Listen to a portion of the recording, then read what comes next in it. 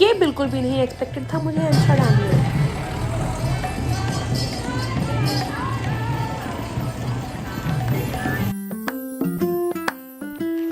Welcome to another vlog. Netherlands day 2 में आपका स्वागत है। तो चल दिए हैं बैचलर्स की नगरी को एक्सप्लोर करने के लिए, यानी कि जा रहे हैं एम्स्टर्डम सिटी। जैसे कि आपको दिख रहा है स्टेशन पे आना कितना इजी है और ट्रेन फिगर आउट करना नेदरलैंड्स में काफ़ी इजी है।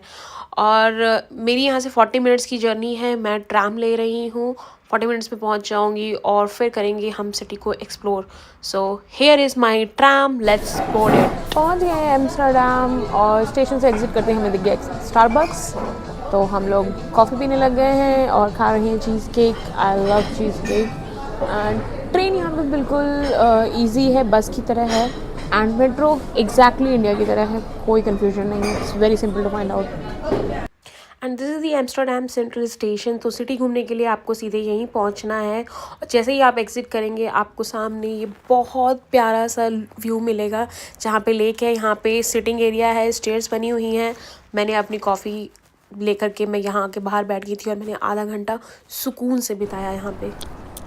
एम्स्टर्डम की सड़कों पे घूमते हुए हम लोग, अभी तक कुछ मुझे से डिफरेंट वाइब तो नहीं आई है, बट पार्टी सिटी है। मे बी शाम तक 4 चांद लग जाए रौनक में।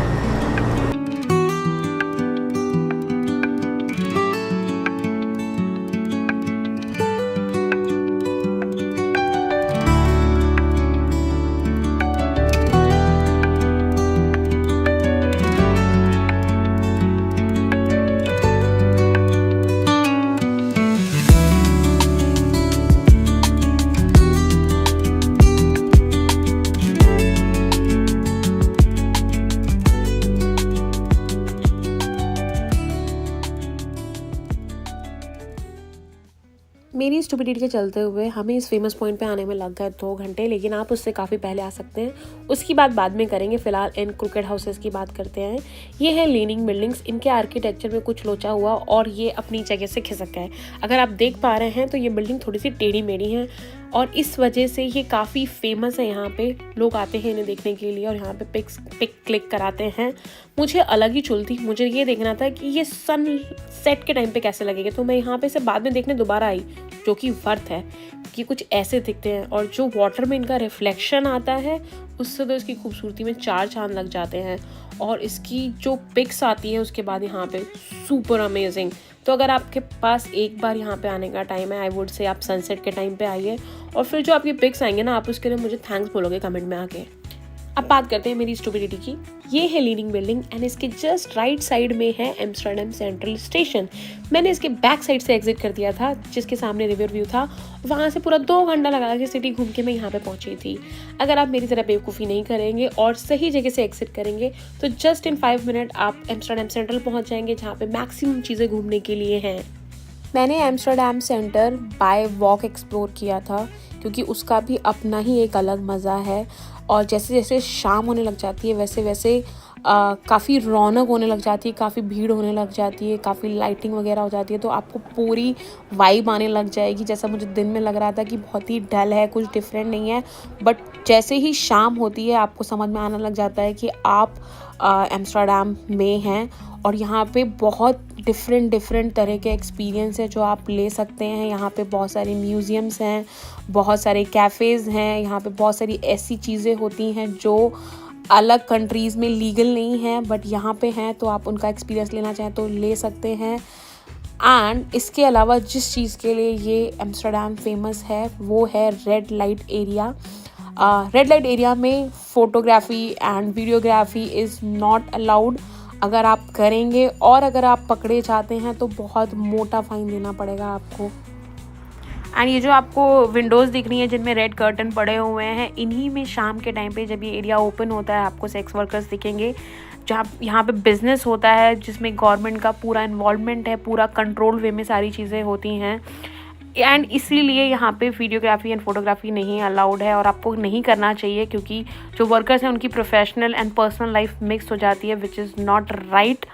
एंड इसके अलावा यहाँ पे आपको मैरिजुआना इज़ लीगल और भी अदर चीज़ें लीगल हैं जो आप यहाँ पे एक्सपीरियंस ले सकते हैं, बट मेक श्योर कि आप पहले से रिसर्च करके जाएं, क्योंकि स्कैम बहुत ज़्यादा होता है, रैंडम लोग आपसे आके बात करने लग जाएंगे।